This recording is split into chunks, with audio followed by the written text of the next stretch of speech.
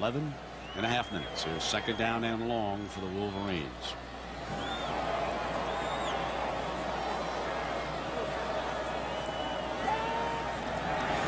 And he's going to drop it off as he was going down, and they're going to want grounding on the Buckeye sideline on this one. Yeah, he was in the pocket. Right. Will Paul was in the area, and sometimes was he in the grass or not? It looks like Hennege's down there, doesn't it? Or is it Matt Lenz? Matt Lenz, 67, looks like he took a topple on the play. Definite coverage by the Buckeyes, but Will Paul was in the general area. Was he in the grass would be what the Buckeyes are saying. Let's check in with Jack.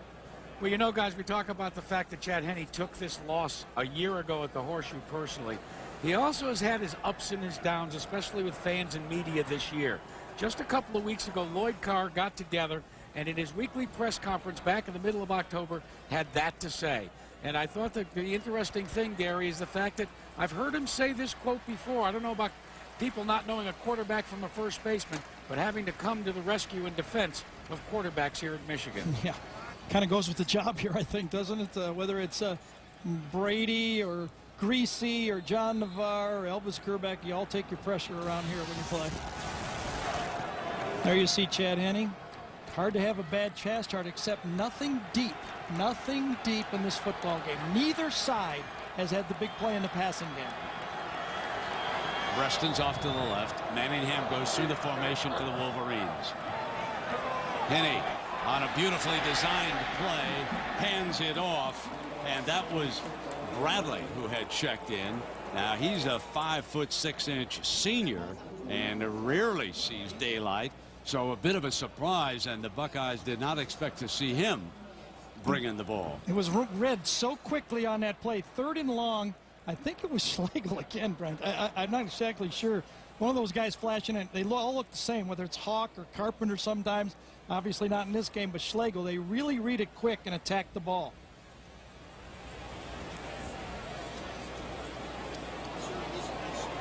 Just that much. Now the crowd's going to say one thing, and let's see what the coach says. His is the vote that counts. He hears the crowd. Now if he listens to his players, he's going to go. Henne's in his face. He says, I can get it. I can get it now. Chad Henne fumbled a quarterback sneak against Notre Dame when they had an opportunity to win that football game. That has to be in Lloyd's mind. But when you have a quarterback in your face like that, you have to decide what you want to do. Might it be one of those delays? You agree with this decision? I don't know. There's a lot riding on this game right now. To make a turnover at this part of your game, it would be just like a turnover if you don't make it. They know he's coming. Schlegel's getting ready to make a running leap at the quarterback. Both tackles pinch in. Stepped over and got it. Went behind the left side of the offensive line and picked up the first down. That is why the coaches say at this point, going back to Jack and Root's story, Chad Henne is ahead of Tom Brady. A fierce, fierce competitor. You know, I get the feeling that Lloyd Carr did not want to do this. I think he was ready to punt the ball, but Chad Henne said, I want to do it. He looked at the quarterback right in his eyes and said, how could I not let this guy try it? Now, we praised Tressel in the first half, and in fairness, it is this man who's made the right calls in the second half. Is that a lateral? Out of bounds. Well, the Buckeyes were saying that's a lateral. You've got to give him a loss. This will be reviewed. That might have been behind the quarterback, and they will spot the loss for the down here.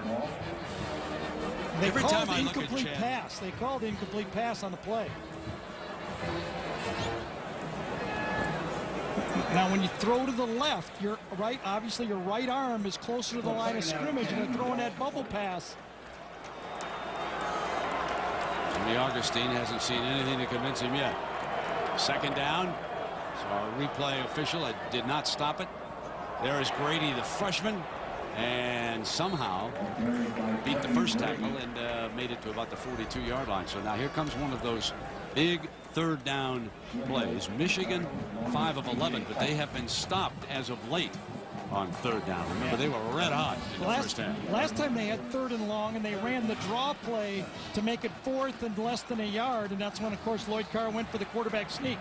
But you can see right now, 3rd and long again, they must pick up the first down or get it 4th and inches again. They are 0 for 4 on third down this half. Manningham through the formation. Here's Henne. They're going to try to throw for it. High sailed on him, and Breaston can't get the handle. 4th down, and there's a penalty flag. There is a penalty flag. And it's thrown in the secondary. Well, boy, Michigan starts clapping. You wonder if coming that's back, holding, that's automatic 1st down. Holding. Defense, number 51. 10-yard penalty from the previous spot. Automatic 1st down. It was a Schlegel over the middle on the tight end that time. Anthony's done such a great job in coverage, dropping deep at that time. Did not want to let that tight end have an easy target, and back-to-back 3rd and longs have been converted by Michigan, one by a 3rd and 4th down play, and this time by penalty. That is the 3rd first down of this game by a Buckeye penalty to keep the Wolverines marching. And now they are in Ohio State territory.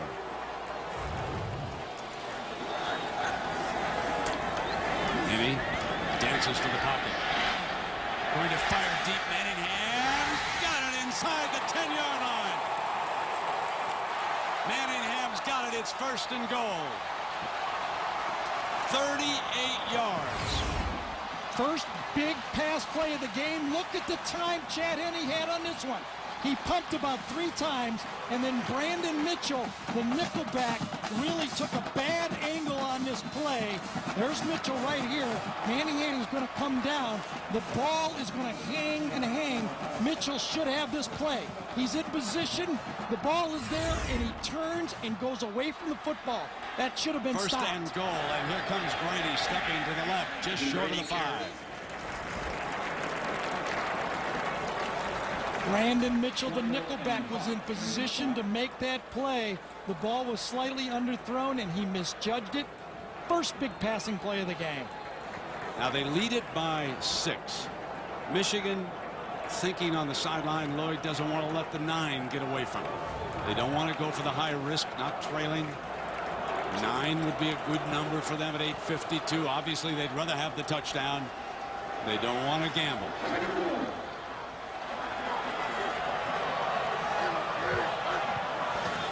Henne is going to throw under pressure. Throws it away, incomplete. Yeah, Dropping to the near sideline, but Kudla was over there. He sure was. Kudla just closed that play, defended well by Ohio State. There was a mix-up by the Buckeyes in their substitution pattern. Laurinaitis had to stay on the football field, but he ended up being in the right spot. Sometimes it's just fortunate. At this point, you'd be tempted to give Revis the angle at 8.5 minutes. And what a big miss that was by the Buckeyes just a short time ago. That would put a whole different emphasis on this play.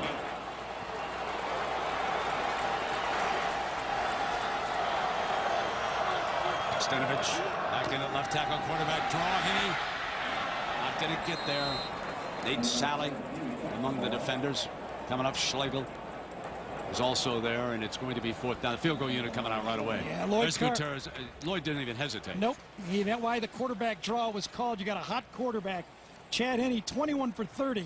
Call the quarterback draw because you want to make sure you get it to a 9-point game. Well, of course, a reminder that right after this, over on ESPN, Penn State and Michigan State tee it up. So here comes Revis. This is a 19-yarder.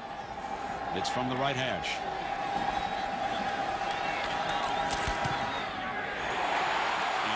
And he slaps it through. That's a 9-point advantage here.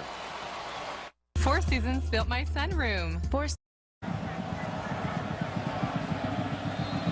Well, it's almost do or die time now for Ohio State. They must think they have to score every time they start a series. They have to say, we got to score.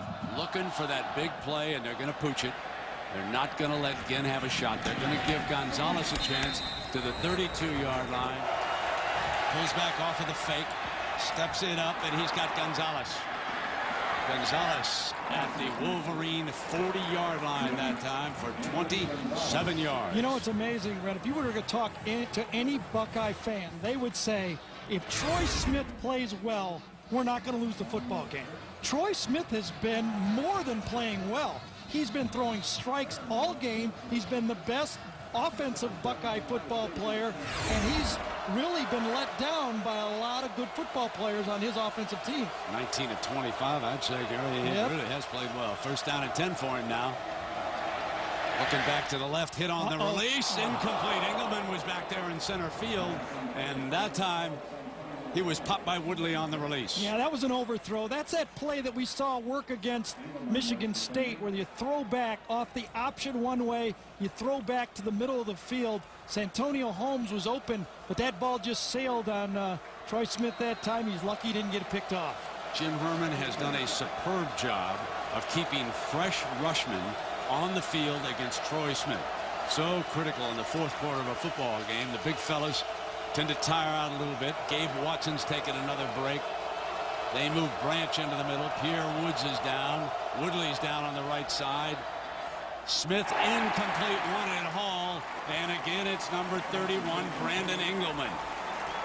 Engelman and Behringer both were hurt this year. It forced Jamar Adams and Brandon Harrison into the football game. This is the first game all year they've had all four of their safeties healthy. You can see Engelman and Behringer are very comfortable back there. It's been all zone defense. Ran all zone defense by Michigan in the secondary in the second half. Santonio Holmes has been bottled. He goes out to the right of the formation. Mason will take him there. On third down and 10. Smith. He'll take off. Can he get the first down? Battled ahead. Wow, that picked it up that with cutback. that second burst, and Crable over there, but that's a 14-yard run for number 10. Keeps the drive alive on third down. Would not have made it had he not cut back to the field. And it looked to me like Troy Smith was not running freely. Like he could not really sprint full speed. Watch this. Doesn't have the burst we've seen before. Now watch him cut back. Just gets inside. Looked like he was going to go out, and Lamar Woodley kind of threw out that chicken wing that time, and that allowed Troy Smith to get the first down. 14 yards on third and 10. Trailing it by 9. Ginn is off to his right. Crable standing up. Middle. Holmes has got it. Touchdown Buckeyes. Well, they're going to call a celebration dive. Now, how does the official know that Santonio Holmes didn't think he needed to do that to score? You know, I don't like that. I think that's one that they should get together and talk about and say, come on, this is a pretty big game. It's not coming off the board, I'll tell you that. And of course, Lloyd Carr's going to take it on the kickoff. No question. Unsportsmanlike conduct after the touchdown, number 7 on the offense. The touchdown is good. The 15-yard penalty will be enforced on the kickoff. And remember, Josh Houston can put that ball into the end zone. That's going to give Michigan field position. Yeah, from the normal kickoff spot, no question about it. And now it appears as though Breaston or another Wolverine may get a piece of it. Houston's missed one extra point, but not that one. That was nailed right in the middle, wasn't it? Here's that option play again, back to Holmes. He's running the same play that was overthrown before. This time a perfect throw, splits the defenders, and you can see it, Behringer closing on him right there. I think you got an error in favor of the player thinking he had to score. Engelman just can't turn his hips quickly enough at that safety spot. And Holmes dives in for the touchdown, 21-19. So a big kickoff is coming in. Before I was so rudely interrupted by those who pay our bills. My fault, my turnover, is that I've always thought the people who dive into the end zone risk an injury. I can't remember who I was covering once. Somebody dove into the end zone like that, injured an elbow, and missed a few games. And that you just have to teach them not to go in. But there definitely was a safety coming over. Now, from the 20, this is returnable. They keep it out of Breaston's hands. They put it in the big fullback's hands. Rumble fumble. Ball is loose. Let's let them sort it out. The Buckeyes think they've got it, and the signal is the Wolverines recovered. The first official hand that I saw down there. And Steve Breaston up to save the day. Oh, my, what a save for number 15. Will Paul is the guy who gets the football. He doesn't have the football a lot in this Michigan offense. Starts to break through, but you can see it. It's on the way, on the ground, and Breaston comes right back to him, bounces to him. But look at the difference in field position. 28-yard difference because it's been on the 20, and now it's on the 48-yard line. It's like 3 first downs. Ball at the 48-yard line. Massey is the H-back. Ecker, the tight end, on the right side of the formation. Remember, Massaquoi was shaken up. Avant comes through the formation. Play fake by Henne. Sprints hard, drops, and it's dropped by Massey. Folks, some big money moments unfolding here at 6:25. Even if Penn State wins, Ohio State needs to come from behind to pull this out to have a chance for a BCS at large. And there's no team in college football that's used to playing with the score tight than Ohio State. They are used to these tight football games. And this year, Michigan. Here comes Henne, firing, put it into Breaston's hands again, and Breaston dashes for another first down. He has made, folks, 2 huge plays here. All right, John, and here it is, a first down for Henne. Toss play to the freshman. Brady can't get back to the line of scrimmage. Just to follow up on that, Michigan, they've had 2 overtime games. Their losses to Notre Dame by 7, at Wisconsin by 3, and here at Minnesota by a field goal. The Gophers on a big run by a running back named Russell when they were just trying to run the clock out, and that set up the winning field goal. They did jump all over Northwestern 33-17 and 41-14 over Indiana. So this team has been in some tight games, and they're in another one here. 2nd down and 11.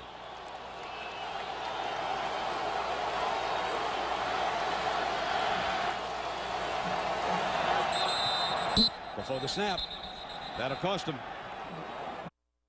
If you want maximum versatility. Close games. I love giving the fans heart attacks, you know. I just love that, you know. When things go down to the wire and we're on the upper end of it, that's like the best part to me. Well, Hudson and the Wolverines giving him another heart attack here, folks. 2nd down and 11 now. Avant to the right side. Manningham's out to the left. Massaquoi still out. He was shaken up. Henne trying to find somebody who's open to throw this one away and live to fight a 3rd down here. And there is a penalty flag. Yeah. Came right from the Ohio State bench. You're going to call holding on this play? Yep, they are. Well, our IBM star watching, Gary, the 2 quarterbacks for you. Well, you know, we've always talked about this game, for all of us that have watched it forever, that the quarterback that plays the best usually determines the outcome of this game. But you can see both quarterbacks are playing the best in this game. It's really been other things that have gone, and both stars have shown up. That's fun to watch when both big guys show up. Interesting decision. The Buckeyes declined the penalty. Yeah, we're at the top of the hour. I'm a little surprised, I got to say. It's a 2-point difference right now. 21-19. Michigan. All 3 in a battle now, and here we come. This is a big decision by Tressel. He doesn't think the Wolverines can get a first down. Here comes that flanker screen.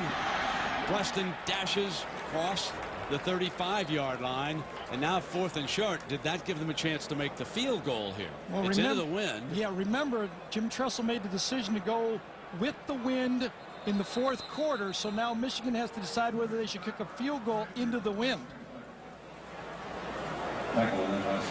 Injured Wolverine, and that's Henne. Leo Henne, the offensive lineman, is down, and Henne comes over to the sideline. Looking for a new pair of gloves. This, if they were to kick it, it'd be 51. Let's see if he pooches it. The Buckeyes are bouncing back. They saw it. Here it comes. Good call. Out of bounds, Gary, but that's great defensive field position, if you will, at the 12-yard line. So Revis pooches it out of bounds. 22-yard punt. Ohio State could ask for nothing more than this, an opportunity to win the game. With the way they played special teams, the injury to Carpenter, they have an opportunity to win. They've got the wind, But they're in the teeth of a crowd, and Ginn hanging on as he goes out of bounds. Did he have control as he was driven out over there by Leon Hall, the corner? And they're going to spot the ball up there at the 20, on the other side of the 20-yard line. So Tressel calls the play, and here comes Troy Smith. Both coaches have made a bundle of decisions in this football game, and I can't really argue with any of them. Every coach has gambled. They've been conservative. They've punted when they've had to. They've changed defenses. Been a well-coached game. Pittman slashing ahead for the first down, and you see the Big Ten today. Iowa big. Northwestern comes on to beat Illinois. Those teams all be headed for a bowl, including Minnesota. Purdue, strong finish to their season. Indiana, disappointing finish after a pretty good start under new coach Terry Hepner. And of course, coming up on ESPN next, Penn State, Michigan State. First down and 10.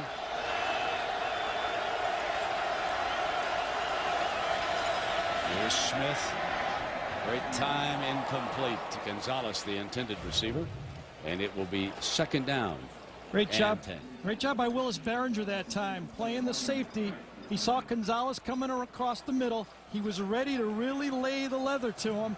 But when the ball was incomplete, he pulled off the play and didn't get the dumb penalty at this time of the game. White, the fullback, brings the play in from the sideline. 3:17 to go. The Buckeyes with a pair of timeouts. And a first down stops the clock. Second down, need 10. Smith tries to spin away. Does. Fires. Got it. Into Ginn's hands. What an escape by number 10 on the full spin. That's what I talked about. He's kind of like a YMCA baller, really. He just is a competitor.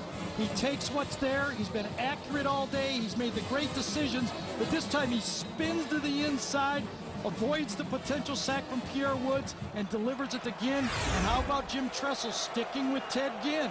Made a lot of mistakes, but he's been patient with him, and Ginn has come up with 2 catches on this drive.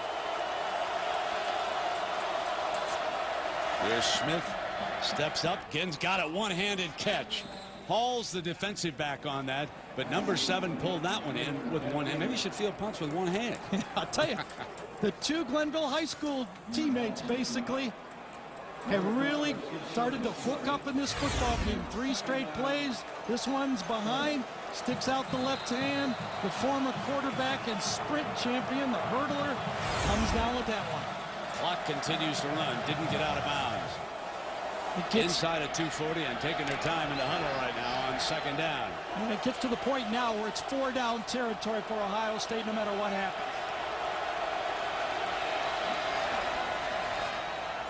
Holmes falling out of bounds with a first down at the 47-yard line. Northwestern's run behind Brett Bazinet was exciting. The Badgers, Barry Alvarez's last year. Iowa up and down. Minnesota going to a bowl game. And of course, Joe Paw, 78 years old, can win a share of the title at least and go to the BCS Bowl. Got Holmes. Couldn't split him. Hanging on's Mason. And close again to another first down. They're just moving right down the field. Yeah, the Michigan zone defense now is giving those underneath throws. And Troy Smith, Jim Tressel, and the Ohio State Buckeyes are taking those underneath throws. They're giving up yardage and taking time off the clock. There's Houston. You know what he has to do? He's missed an extra point, a field goal, and he's got to get down to the 30-yard line to get his career long. Missed his last field goal attempt. Under center. He's going to take off. And he is tackled by the safety Engelman. If you're Ohio State, if you're going to kick a field goal or you're going to score, you got to understand Chad Henne, and we showed you against Penn State, is used to bringing his team back without much time. So if you're Jim Tressel, you're saying, I'd like to work the clock, I want to make first downs, but I'd like to cook this thing with about 6 seconds on the clock.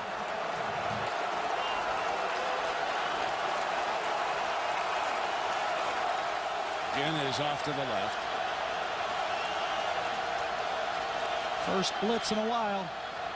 Smith into the teeth of his Holmes, and down at the 30. It's a good thing he went down. He was home free. Had he stayed on his feet, he would have dashed for the score down the sideline, and he knows it. I thought Grant Mason, because of a double clutch by Troy Smith. Watch Troy Smith double clutch. 1 and then 2. I thought Grant Mason was going to get this one, but Troy Smith had enough on it that it just got there. And fortunately, Santonio Holmes was not able to keep his feet.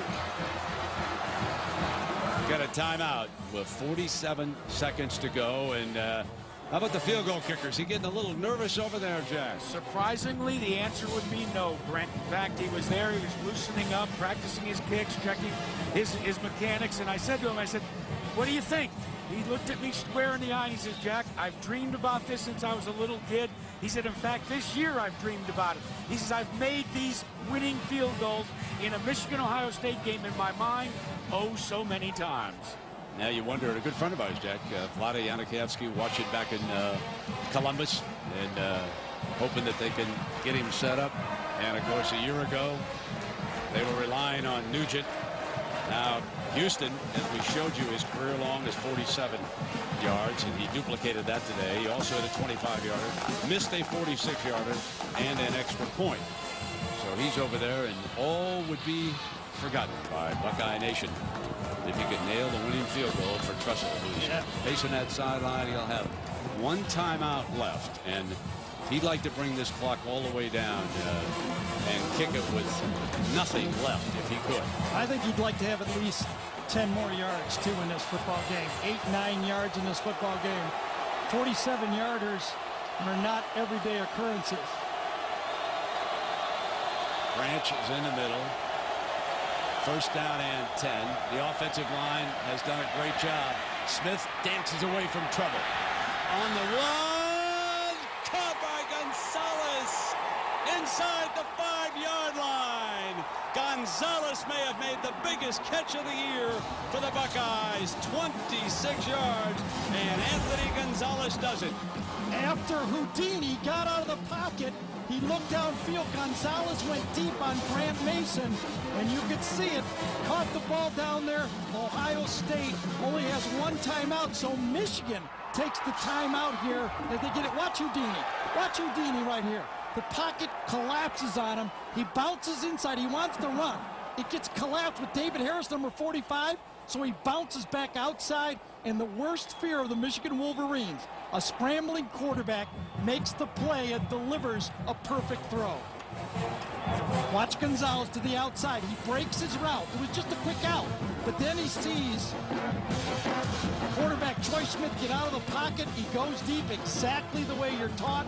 When you're the near side receiver to a scrambling quarterback, you go long, and that's exactly what he did. A well-coached and a well-thrown ball, and look at Gonzalez. He comes up with it. I tell you, Brent, he's one of the most underrated players on this team.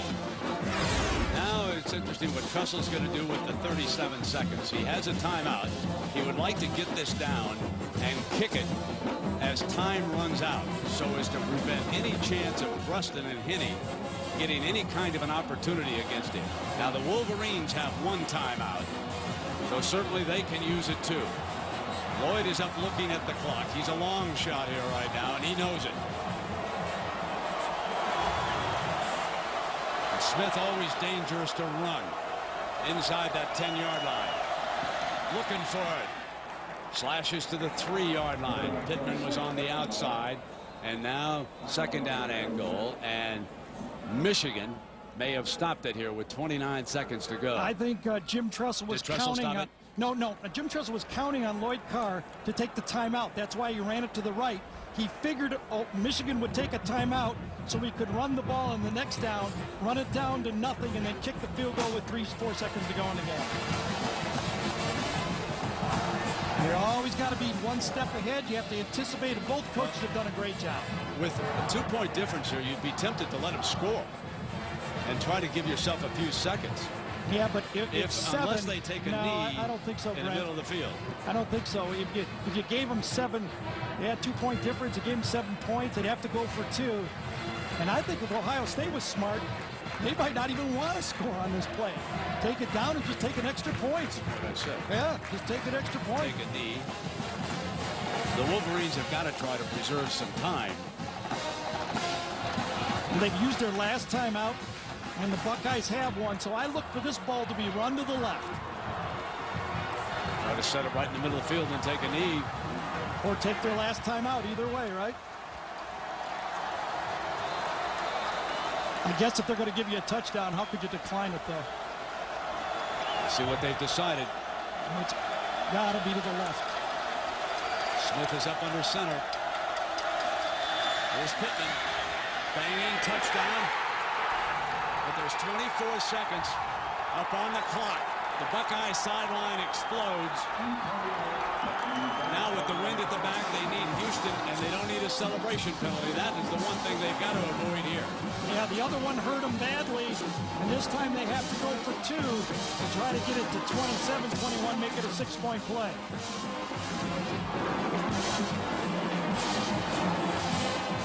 Look at Bobby Carpenter. You got to feel for that guy. You got to play one play of his last game at Ohio State.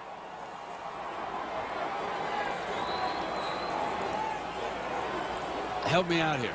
What's the difference between 5 and 6? Well, because if Michigan scores, the extra point would be needed to win the game. So you might block the extra point. You got to go for 2.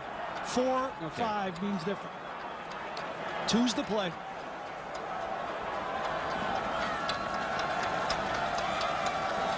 So Troy Smith up under center.